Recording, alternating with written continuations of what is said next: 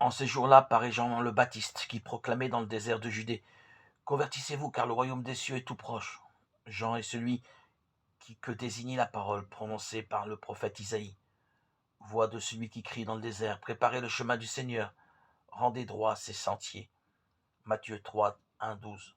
D'emblée, Matthieu nous fait entrer dans un monde chargé de signification. Il n'est pas indifférent que Jean fasse irruption dans un lieu désertique. Certes, il accomplit ainsi la parole d'Isaïe, chapitre 40, verset 3. Mais Matthieu nous invite également à remonter plus loin à la naissance d'un peuple consacré au Seigneur, appelé à accéder à la sainteté. Exode 15, 13, 19. Dans ce décor, Jean symbolise par son habillement et sa nourriture le dépouillement, le désencombrement, mais pas seulement extérieur. Intérieurement, nous le découvrons libre de lui-même. Ne consent-il pas être une simple voix, à mettre en œuvre une parole qui ne vient pas de lui, à reconnaître qu'il y a plus fort que lui?